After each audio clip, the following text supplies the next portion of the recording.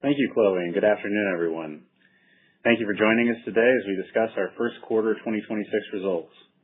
With me on the call this afternoon are Chris Hillebrand, Crown Castle's President and Chief Executive Officer, and Sunit Patel, Crown Castle's Chief Financial Officer. To aid the discussion, we have posted supplemental materials in the investor section of our website at crowncastle.com that will be referenced throughout the call. This conference call will contain forward-looking statements which are subject to certain risks, uncertainties, and assumptions, and actual results may vary materially from those expected. Information about potential factors which could affect our results is available in the press release and the risk factor sections of the company's SEC filings. Our statements are made as of today, April 22nd, 2026, and we assume no obligation to update any forward-looking statements. In addition, today's call includes discussions of certain non-GAAP financial measures. Tables reconciling these non-GAAP financial measures are available in the supplemental information package in the investor section of the company's website at crowncastle.com. I would like to remind everyone that having an agreement to sell our fiber segment means that the fiber segment results are required to be reported within Crown Castle's financial statements as discontinued operations. Consistent with last quarter, the company's full year 2026 outlook and first quarter results do not include contributions from what we previously reported under the fiber segment, except as otherwise noted. With that, let me turn the call over to Chris. Thank you, Chris, and good afternoon, everyone. We delivered solid first quarter results and are reiterating our guidance for full year 2026. This is a transformative year for Crown Castle, and we believe we have an opportunity to generate attractive shareholder returns as we transition to a standalone tower business and pursue our goal of becoming a best-in-class U.S. tower operator. To maximize shareholder value and to reach our goal of becoming best-in-class, we are focused on three business priorities. Our first priority is to conclude the sale of our small cell and fiber businesses, which we believe remains on track to close in the first half of 2026. We have received almost all required approvals and have largely completed the separation of our small cell and fiber businesses. Second, we are working diligently to preserve the value captured in our original DISH agreement from 2020. Along with the Wireless Industry Association, we have taken an active role in engaging with the relevant government authorities to ensure that DISH honors its commitments. We have also taken appropriate legal action. After DISH defaulted on its payment obligations in January, we exercised our right to terminate the agreement, and we are seeking to recover the remaining payments DISH owed per the terms of the contract.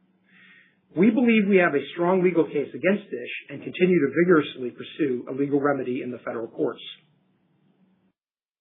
During the first quarter, we amended our pending litigation against DISH to include a claim for breach of contract alongside our request for declaratory judgment.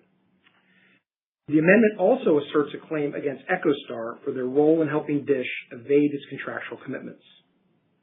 And finally, to become a best-in-class U.S. tower operator, we are performing a thorough review of our business, looking for ways to drive improvement in our operational efficiency and effectiveness. In the first quarter, we successfully executed a restructuring of our tower and corporate organizations, resulting in an anticipated $65 million reduction to annualized run rate cost.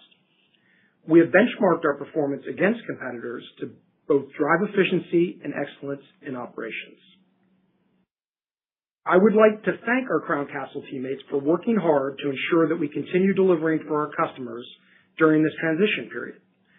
I remain impressed by the resilience and determination along this journey. Our 2026 guidance also includes a year-over-year increase in capital expenditures as we seek to acquire more land under our towers and invest in systems and processes, which we believe will drive operational efficiency and effectiveness in the following ways. First, we believe that acquiring land under our towers improves our margin and increases operational control of our assets, allowing us to deliver more value to the customer by meeting their needs more rapidly. Second, we believe the investments we are making to enhance, streamline, and automate our systems and processes will improve the quality and accessibility of our asset information and empower the Crown Castle team to make better business decisions in a more timely manner. As I look to the future, I am excited by the opportunities in our sector, including the persistent growth in mobile data demand, the upcoming spectrum deployments by Crown Castle's customers, and over 800 megahertz of new spectrum auctions beginning in 2027. I believe our focus on becoming a best-in-class U.S. tower operator will position us to capitalize on these trends and maximize cash flow by unlocking additional organic growth and improving profitability. In summary, we believe we will generate attractive shareholder returns by focusing on the following priorities: concluding the sale of the small cell fiber businesses, preserving the value captured in our DISH agreement, and improving our operational efficiency and effectiveness. We believe these priorities, combined with our disciplined capital allocation framework and investment-grade balance sheet, will maximize shareholder value. With that, I'll turn it over to Sunit to walk us through the details of the quarter. Thanks, Chris, and good afternoon, everyone. We had a solid start to the year in the first quarter as we executed the previously announced restructuring. First quarter organic growth, excluding the impact of Sprint cancellations and DISH terminations, was 3.1% or $30 million and included 0.3% or $3 million decrease in other billings.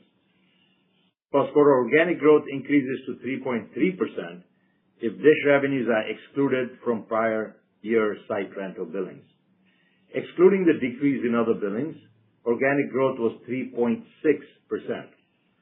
This growth was more than offset at site rental revenues by $5 million of Sprint cancellations, $49 million of DISH terminations, and a $26 million decrease in non-cash straight-line revenues and amortization of prepaid rent. Adjusted EBITDA and AFFO in the first quarter benefited from lower repair and maintenance costs, sustaining capital expenditures, and other non-labor costs. These lower costs were largely due to timing and seasonality, so we expect them to occur later in the year. We also experienced a modest decrease in quarterly interest expense due to lower than anticipated short-term borrowing rates. Turning to page 4, our full-year outlook remains unchanged. When excluding DISH revenues from prior year site rental billing, our full-year outlook includes 3.5% organic growth, excluding the impact of Sprint cancellations and DISH terminations, which we expect to mark the low point. At the midpoint of the range for full year 2026, we expect site rental revenues of approximately $3.9 billion, adjusted EBITDA of approximately $2.7 billion, and AFFO of approximately $1.9 billion. As a reminder, for the purposes of building our full year 2026 outlook, we'll assume the sale of the small cell and fiber businesses closes on June 30th. Following the close of the transaction, we plan to allocate approximately $1 billion to share repurchases and approximately $7 billion to repay debt, allowing us to remain at our target leverage range between 6 and 6.5 times. Our full year 2026 outlook positions us well to meet our unchanged range for AFFO for the 12 months following the anticipated close of the transaction of $2.1 billion at the midpoint. Turning to the balance sheet, we ended the quarter with significant liquidity and flexibility, positioning us to efficiently maintain our investment-grade rating after the sale of the small cell and fiber businesses based on our previously announced target capital structure and capital allocation framework. Lastly, our outlook for discretionary CapEx remains unchanged at $200 million or $160 million net of $40 million of prepaid rent received. To wrap up, we believe we have an opportunity to generate attractive shareholder returns as we transition to a standalone tower business and pursue our goal of becoming a best-in-class U.S. tower operator. With that, operator, I'd like to open the line for questions. Thank you. We will now begin the question and answer session. To ask a question, you may press star then 1 on your touchtone phone. If you're using a speakerphone, please pick up your handset before pressing the keys. If at any time your question has been addressed and you would like to withdraw your question, please press star then 2. At this time, we will pause momentarily to assemble our roster.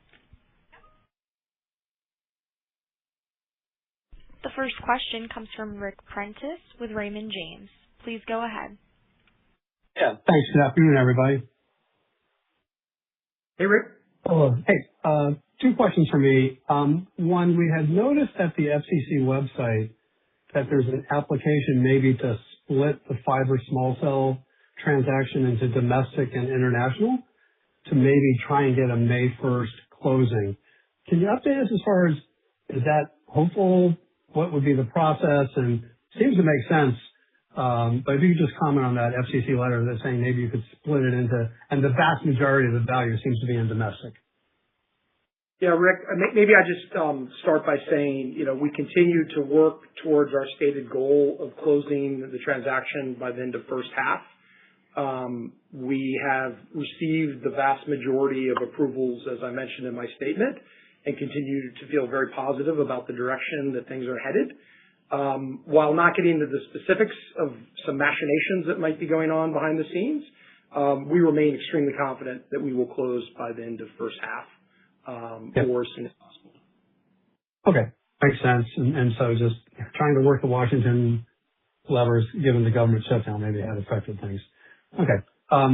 Second question that we get a lot is when you think about Crown's portfolio of U.S. towers and the peer group of both public and private companies out there, is there any reason systemically or fundamentally on why over a medium or long term your growth rates should vary from the peer group? Maybe it's something as simple as where we are in the 5G cycle and then heading into a 6G cycle. Is there anything systemically or fundamentally different in your towers that is leading to the kind of lower new lease activity where we're seeing in this year's guidance? Rick, you almost answered the question for me, so thanks for the context there. Yeah, I think if you look at the full course of the 5G cycle to date, our organic growth has been roughly in line with at least one of the peers and slightly lagged the other. When you include Dish, organic growth was in line with one peer and exceeded the other. So nothing systemically more cycle of what you have if you go back in time to the beginning of the 5G cycle is the timing of when that growth occurred. Okay. And as we think of the 6G, you guys might exceed or be similar depending on those cycles too, as we look at 6G coming around someday. I mean, one of the benefits of having a portfolio that tends to skew towards urban and suburban, where the pop coverage is it actually drives for us earlier in the cycle. So so I think we're looking forward to the 800 megahertz of spectrum being released starting in 2027 in the auctions, and what it might be for both Crown and the industry as a whole. Makes sense. Thanks, guys. Appreciate it. Thank you, Rick. The next question comes from Matt Nicknam with Truist. Please go ahead. Hey, guys. Thanks so much for taking the questions. I will have two questions as well. Just first, on the 5G cycle, I'm just curious, are we at the point now where carriers are coming back to initial 5G coverage layers to add more densification? And is this any different from prior 3G, 4G cycles? And then secondly, maybe bigger picture question. Is the dynamic of your carrier customers partnering with satellite players for connectivity in remote areas affected at all how they were approaching network and site planning in conversations with yourself? Thanks. Let's start off with the first question, which is around what the carrier behavior has been in terms of densification with 5G. You get a combination of two things. You have both the additional capacity where spectrum is available to add additional radios and tower loading on individual towers in which they're installed today. And then you have a continued densification where maybe they don't have the amount of spectrum that they need, and or they're looking to drive better in-building coverage in either residential or workplaces, and therefore go on incremental towers in the form of co-locations. And not really any change from past deployments, and very specific to the individual customer and their spectrum portfolio. In terms of answering your second question on the satellites, again, this has been something that I think we've said repeatedly we see as something that is ultimately a plus up for operators to go into very, very rural locations where maybe coverage is a little more sparse. There's a number of limitations around satellite in terms of in-building coverage, line of sight that doesn't make it a perfect surrogate for really rural sites, but rather something that is an additional plus-up for the satellite companies and the operators to squeeze some incremental revenue opportunities in those very, very rural areas. And in terms of its impact on us as a business, it's really de minimis or inconsequential at this point. just if I can follow up quickly, Chris, does the mix of applications you're seeing between amendments and new colos, has that evolved at all in recent periods? Nothing specific, no. Thanks, Matt. Great. Thank you.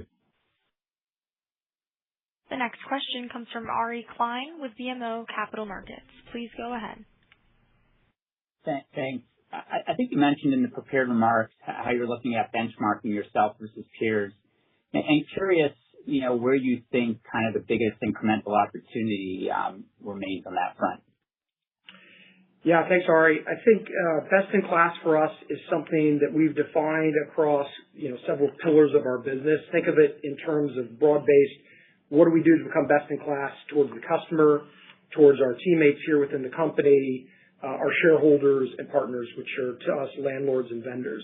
And as just an example of the types of benchmarking we're doing, we're looking at, for customers, an example, customer satisfaction. And how can we dramatically improve our customer satisfaction over time? We benchmark against our other competitors and find ways to take actions to meet the unmet needs of the customers. It might be in the form of increased cycle time and delivery of an application. It could be in terms of the products that we develop to meet that unmet demand. We look at this holistically of what we can do to drive a superior customer experience such that when there's choice of a customer between two tower companies, that we win 100% of the jump balls. That's the way I think about it. In terms of teammates, another example might be is looking at employee engagement across the organization post the split.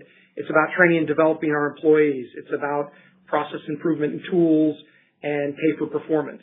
So in each one of these, we've worked with outside consultants to help us to both define those goals and then to put in goals for 2026 specific to our company performance, but then also over the 27 and 28 so that we have a long range transformation that allows us to make that claim that we're a best in class tower company. This is how we're approaching it and how we're implementing it in the company today. Thanks for that. And then if I could just follow up on the last question in relation to satellite risks. I guess if you think about your portfolio and maybe what's in a little bit more remote markets, is there an element that over the long run, whether that's 5 or 10 years, where you think maybe that piece is at risk? Are you able to quantify that if that's the case? I mean, we've got no indication from customers. In fact, if you look at most of the public-related statements, both of the carriers themselves and even the satellite companies and the Satellite Industry Association, all of them see this as a complementary technology. Now, are there specific use cases in a very rural area for fixed wireless, which we think is obviously we see that they've had some success, providing emergency coverage? Absolutely. But if I have to walk up the hill to the top of the hill in order to get a satellite signal to place a call. If I want to do anything in the form of mobility and broadband type experience in mobility, this is probably not the substitute that's going to eventually displace towers anytime soon based on all those data sources. Appreciate that. Thank you. The next question comes from Michael Funk with Bank of America. Please go ahead.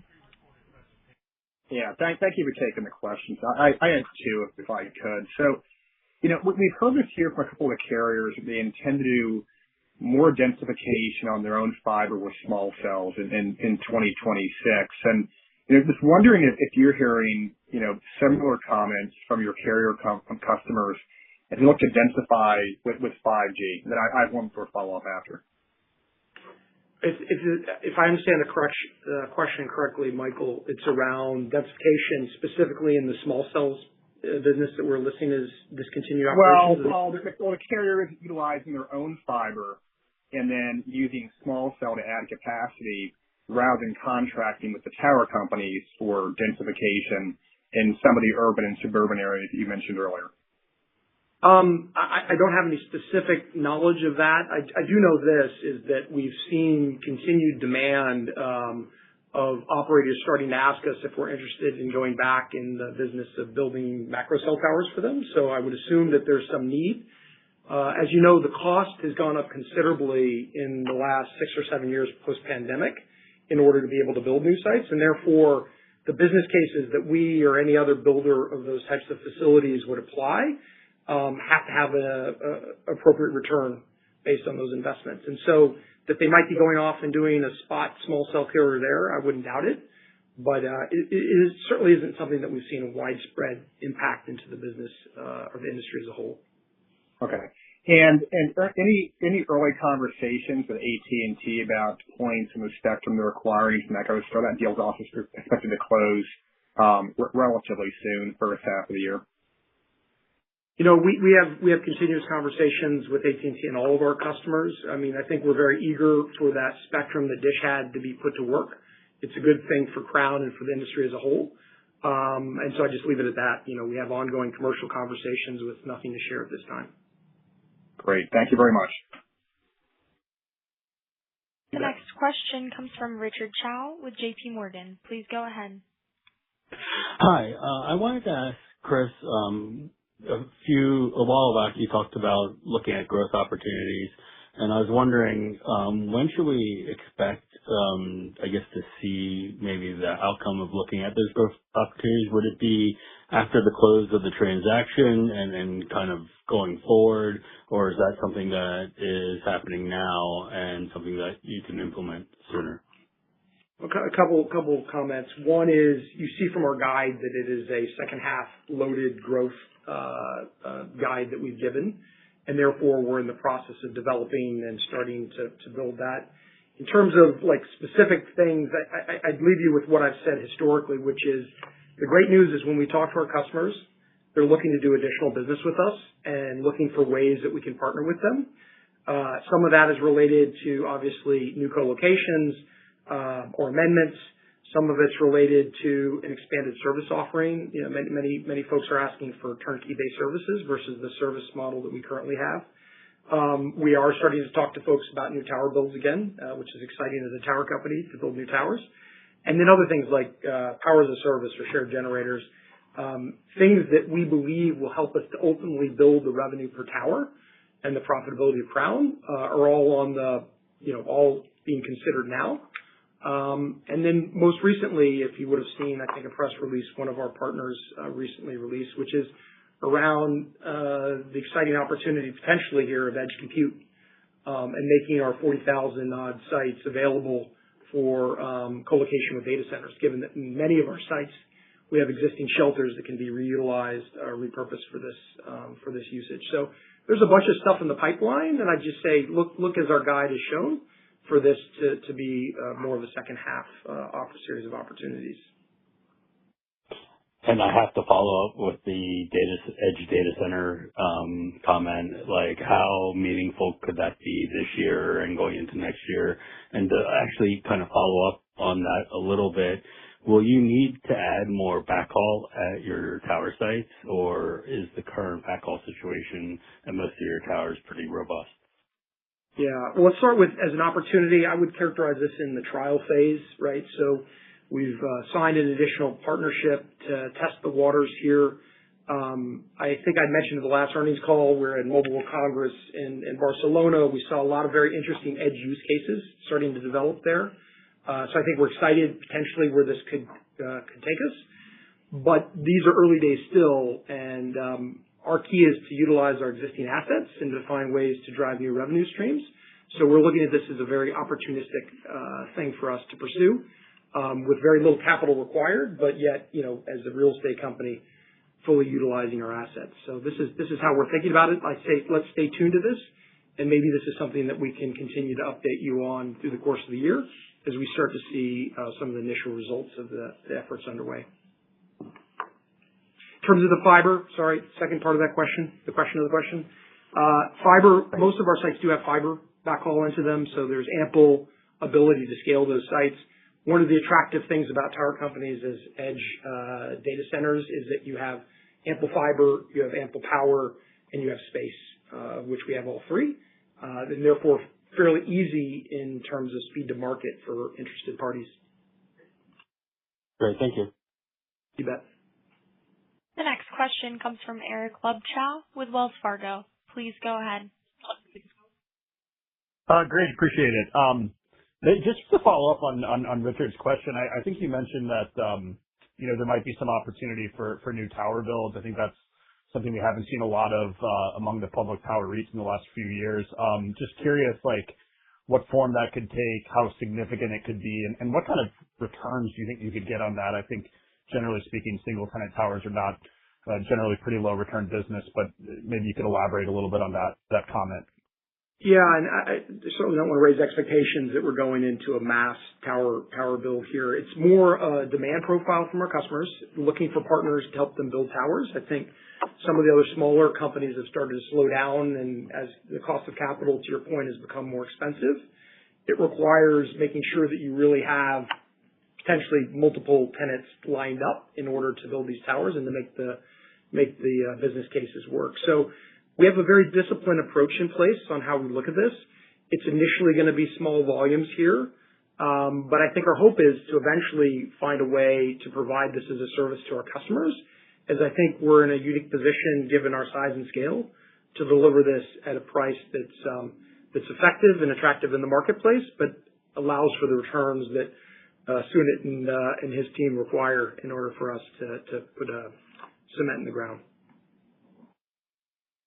Great. And just one follow-up. I think you've talked the last couple of quarters about kind of cost efficiencies through SG&A and gross margins and getting your margins up 300 or 400 basis points over some period of time. So just wanted to confirm that and potentially anything you can reveal on kind of some of the cost initiatives that we'll see after the fiber and small cell deal closes that could kind of close some of the margin gap you have versus your two tower peers. Thanks. Yeah, let me take that, Sunit. So we've already done a fair bit of that with that 20% reduction in staffing this last quarter. Having said that, I do think there are two big areas. One is what Chris talked about in his remarks, which is us buying ground leases at returns that exceed our cost of capital. We think that is a long-term opportunity for us where structurally our costs are higher than our peers because they own more of the towers underneath more of the land underneath their towers than we do. So that is a good long-term opportunity for us that we're executing harder on. And then the second is what we talked about, which is investments in platforms and systems and automation, which we think will continue to drive efficiencies over the next few years. So yeah, I mean, as I look at where we are in 26, let's say all the way out to 2030, definitely think that we can do another, meaning in addition to the reduction we made, probably another well over 200 basis points in margin improvements. Thank you. The next question comes from Nick Del Deo with MoffettNathanson. Please go ahead. Oh, hi. Thanks for taking my questions. Maybe, Sunit, to continue on the land topic, you currently own land under about 30% of your towers. How high do you think that can go over some reasonable time horizon? And how would you characterize the level of competition to acquire land and like the number of opportunities that you're seeing? Yeah, it's a great question, Nick, because some of it is like how we engage with our landlords and make sure that if they want to do something, they would prefer us. Some of it is financial returns where you're right, we might be competing against other people. We do believe our cost of capital is lower than many of those operators, just focus on land purchases. So, I mean, I think that you saw some benefit in the first quarter because you saw our CapEx was a little higher, but we do think this is a long-term opportunity. And where can we get to? I mean, our goal is over the next handful of years, get to a point where we own from 30% to as much as 40% of the land underneath our towers. So it's a long-term opportunity for us that we think we just stay focused on and turn up the dial on that and continue to execute well. Okay. Should we think of the level of CapEx over the last couple of quarters as being reasonable prospectively, or do you think that might even go a little higher to the extent that you can get the machine operating efficiently? I think the guide we provided for this year, I think is fine. And then we'll see kind of where we get to towards the end of the year from a run rate production perspective, and then see if what guide we provide next year. But yeah, I think this year's guide should be adequate in terms of the range to get done what we think we need to get done. Okay. Thanks, Sunit. The next question comes from Brendan Lynch with Barclays. Please go ahead. Great. Thanks for taking my questions. Maybe to start with the satellite deployments, and Chris, I'd agree with your assessment that there isn't too much of a risk from direct-to-device to the tower business. But maybe you could comment on the fixed wireless access demand that you've had over the years and how that might be at some risk of increased competition from satellite, from broadband satellite. Well, let's start with the premise of the start of fixed wireless for the operators, and I spent half my career on the operator side, so a little bit of insights here, was really about excess capacity being soaked up and monetized by the operators. Since that time, if you look at the current growth rate of data being on a CAGR of like 30% plus, it's now clear this is a new line of business and that it's driving incremental activity in terms of densification and capacity in the 5G networks. As these operators really go and push this as an opportunity to grow their top line business. Again, our portfolio tends to skew more towards suburban and urban. The hypothesis that you're going to replicate the capacity that a terrestrial network has to service that customer from a broadband perspective seems highly problematic to me, comparative to that very rural customer where you might have excess capacity. The coverage areas of the individual satellites are much larger in terms of the service areas that they provide to than, say, a terrestrial network in general. And therefore, I think we feel pretty confident that that won't be something anytime soon where the satellite guys are going to be going after the urban customer, but rather the rural customer, rather the guy who's out on his boat somewhere and wants to have broadband available, or the farmer out in their in the farmland. This is how I think we're looking at it, and as the industry looks at it today. Okay, thank you. That's helpful. And maybe a related question, because we've also seen a lot of fiber being rolled out, fiber to the home. How should we think about that as competition that might be a little bit more urban, suburban focused than the satellite capacity that might be available? Well, if you're thinking about like voice over Wi-Fi as an example, using VoIP, obviously it's been great for the operators to find a way to offload their networks to provide that capacity using Wi-Fi and broadband. But again, that this is the same experience and that somebody's utilizing going onto Wi-Fi outside of the home as a way of offloading. If there's a new business model in there, I'm not aware of it. So in terms of threats that we look at is what could conceivably reduce the capacity requirements of our network across our portfolio. We don't see Wi-Fi beyond what is already being used as a huge disruptor in the marketplace and suddenly shifting huge amounts of capacity off the operator networks. I think they would have done it already if they could. Okay. Thank you. And maybe just one other on the satellite front. To the extent that the satellite networks are going to need to connect to terrestrial networks, is there any upside potential from the satellite operators deploying at some terrestrial sites? I mean, the good news is Crown Castle is open for business. So to the extent that one of the satellite operators decides to build a terrestrial network and going into the type of competition that you described previously, I think we're open for business and eager to offer our towers and rooftops to those operators. I haven't seen anything that says that they're going to do this in any publications. Maybe you know something that I don't. But again, it's an opportunity that exists if somebody would step into the breach that the Dish has left in the market. Great. Thank you, Chris. You bet. The next question comes from Madison Rizai with Bernstein. Please go ahead. Thank you. Appreciate the extra color on the Dish litigation, guys. I know it's a little bit of a black box and we're all just sort of waiting to see. In a theoretical scenario where outcomes move in your favor, I guess how should we think about sort of recoveries? Are we thinking this is potentially a primary, like one-time cash proceed? Do we think there could be something more structural? How do we think that could ultimately flow through, if we have any sort of context? Well, let me start by reiterating what I always do, which is that we are aggressively taking every action to compel Dish to fulfill its obligations, right? Both from a legal perspective, from a lobbying and public interest perspective, I've certainly been getting the frequent flyer miles back and forth to D.C., meeting with members of the administration, members of Congress, the FCC, and the like, kind of telling the story. And I think, hats off to the WIA, or Wireless Industry Association. I think they've done a very good job laying out compellingly why this is not in the public interest to allow Dish to walk away from their obligations without paying their bills. And so I'm hopeful that there'll be some action taken, although we don't have any specific knowledge of how this will unfold exactly.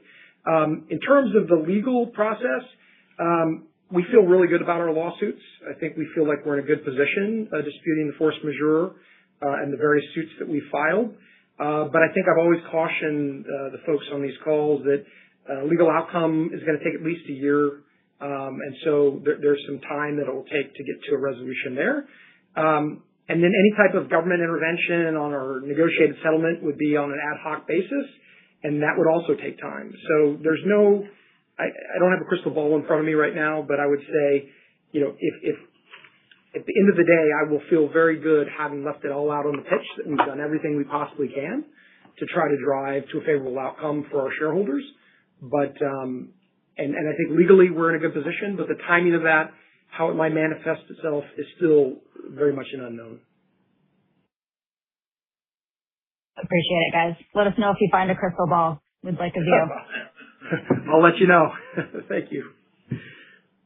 The next question comes from David Barden with New Street Research. Please go ahead. Hey, guys. Yeah, I'd love that crystal ball. So if you guys, you want to share it with the rest of the street, let us know. So I guess I got two questions. So I guess, Chris, with respect to the upper C-band auction, which is going to come in 2027, it's kind of the biggest event that's going to really happen next year. Could you lay out, what you believe, based on your conversations with the community of carriers, the base case deployment expectation is? Because, there's been a lot of reporting about the FAA altimeter interference with the 4.2 to 4.4 gigahertz, and I think it would be great to just get a sense as to whether, when we get this auction done, is this going to be something that drives growth in 27 or 28 or 29 or somewhere beyond? And the second question, if I could please, is, there were a couple questions earlier about the edge data center stuff, and we've been talking about this for a really long time, largely in part because of Crown Castle. And the question is, how does that business model look? Like, who owns the shed? What zoning do you require? How political could it be to get a data center plugged into a local community that, uses X amount of power? Who owns the servers? Who deploys? How does it work? If you guys have had thoughts about that, it would be really interesting to hear the evolved business model. Would be great. Thank you. Yeah, I'll start out with the first half, and I'll let Sunit opine on the second half. So in terms of the upper C-band and the spectrum that's made available, it is really hard to give you an estimate of when we think that will be put into service. I think the good news is, as we have agreements in place with our customers that drive the capacity loading ability of each of the sites, it's not going to require a lot of work for us to be able to partner with our customers in enabling that rollout and as rapid as they're willing to deploy it. I do know this: there is a huge, again, back to my more recent experience in D.C., there's a growing excitement amongst senior members of Congress and the administration around emerging 6G and the spectrum that's being put into play here starting in 27 that will enable the U.S. to have a strong leadership position in 6G. Now, how that manifests itself, what are the use cases, I can't tell you. I'm not sitting in the boardrooms of those companies, but there's going to be a lot of push from the government to enable this, to provide funding for it, to provide spectrum for it.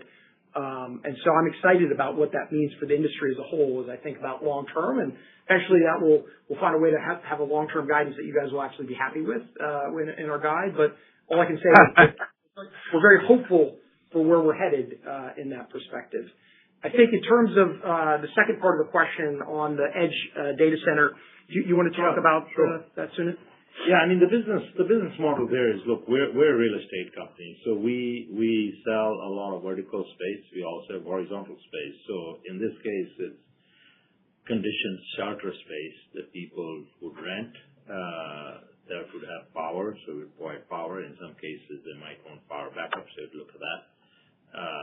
And then, like Chris said earlier, all our towers have fiber backhaul coming into those towers. So I think the advantage about what we have is you have a fiber connection, you have power, and you can have a sort of secure conditioned shelter space. And we have a fair bit of that already because of prior initiatives. And in some cases, we'd look to either improve or put in new shelter space. But essentially, all we are doing is renting out real estate, which is what we do as a business, mostly vertical real estate, and in this case, horizontal real estate. So we're not taking any depreciation or technology risk by deploying our own servers or anything like that. Yeah.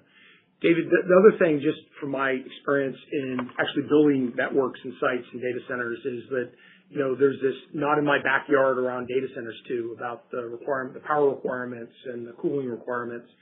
But one of the advantages of the edge, beyond the fact that you have really low latency, is typically these are much smaller installations. So you don't have the community uproar about a very, very large facility being put into place.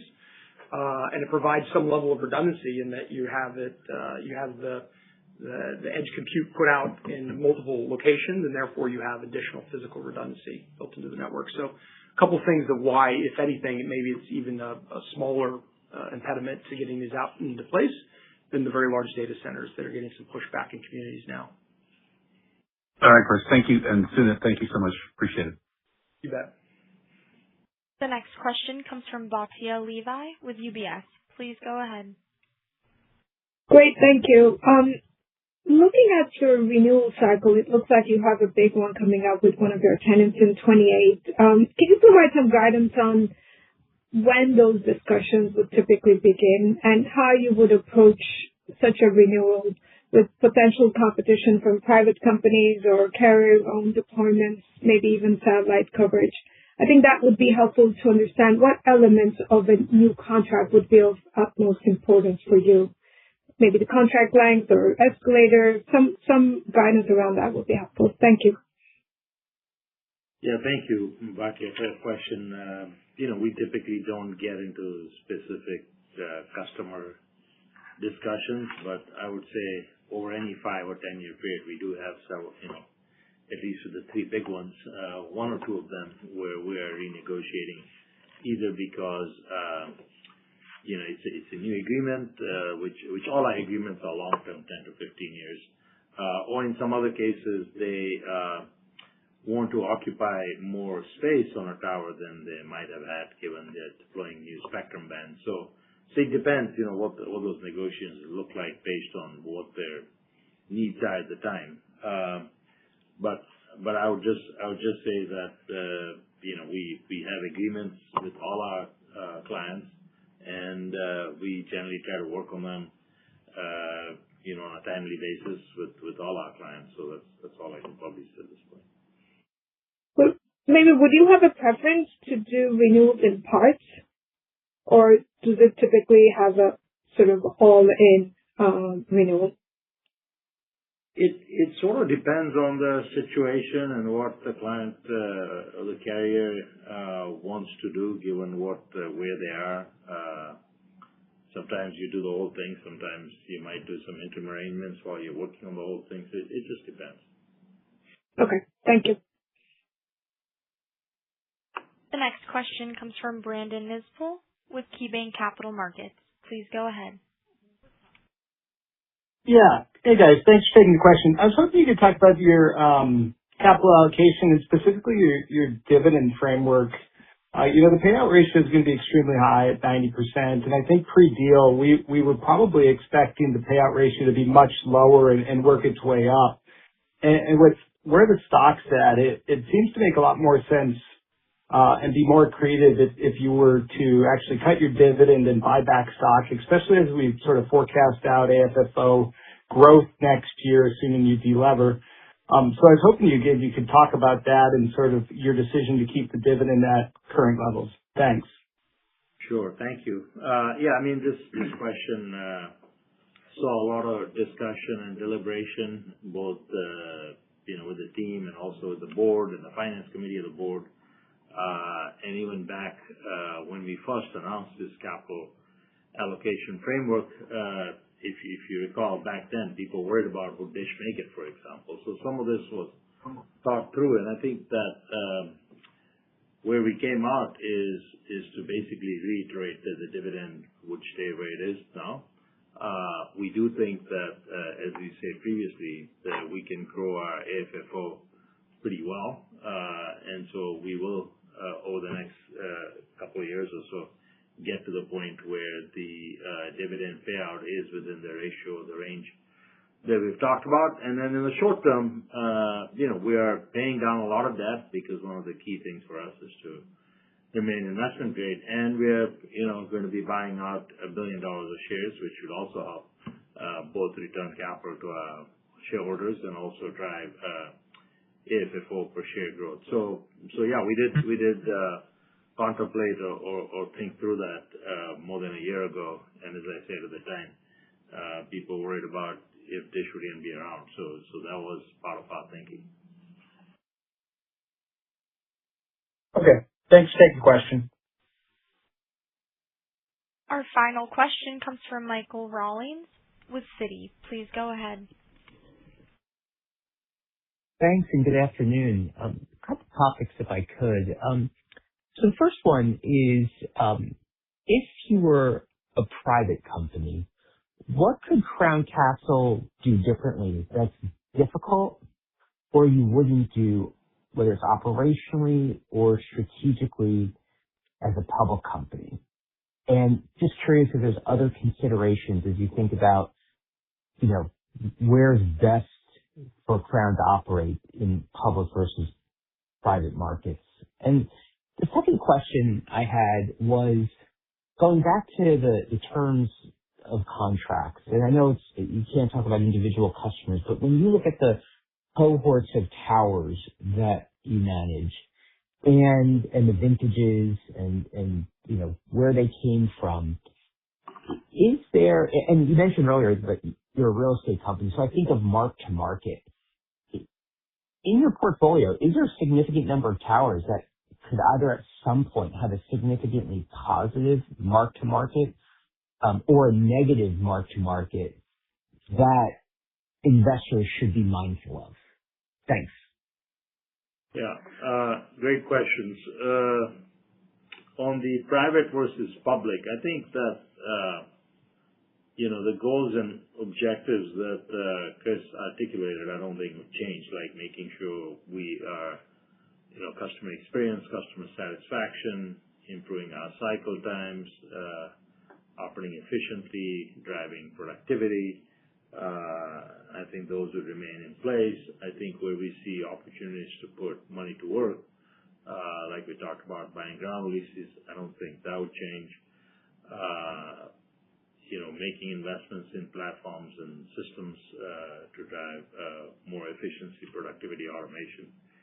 I don't think that would change. The only real change in a private company is, I believe, how much leverage you might take and what would you do with your cash, because paying dividends out, whether you pay debt down or pay to your shareholders. But from an operational perspective, I don't know that we would do anything, but I'll let Chris jump. I was just going to say, I just came from leading a private tower company in Europe, and there's not a lot of differences. And in fact, you still pay dividends even as a private company. So I don't know that there's any real advantages or disadvantages. I think in the end, we should always be guided by what's in the best interest of shareholders that would guide a decision like that. I think it would be a very expensive possibility, but look, we would do whatever is in the best interest of shareholders always. But I can assure you, in terms of running a private tower company versus a public tower company, we all face the same series of pressures to drive efficiency, highest return on invested capital. and it's about servicing the customer. And I don't really see any advantages one way or the other, only in terms of the valuation of how they're looked at in the public and private markets that would differentiate them. No real advantages that I would see, but that's one man's opinion. Yeah. And then on your question with respect to repricing, tower asset value, terms of contracts, we have quite a few levers with clients. One is to the extent they want more space on an existing tower beyond what they are contracted for, how would you charge for that? To the extent they want to add new towers, what's the pricing for that? And in some cases, you might either have average costs over tower. In some cases, you might have market-specific pricing. So just depending on, escalators is another one. So depending on, the client, the history, where you are, what kind of money we might or might not be leaving on the table, competition, et cetera, what kind of commitments the client is making for either new tower or needing more space on an existing tower. All of that gets factored into our commercial models to try and figure out how we can craft sort of win-win outcomes for both sides. Thanks very much. The conference has now concluded. Thank you for attending today's presentation. You may now disconnect.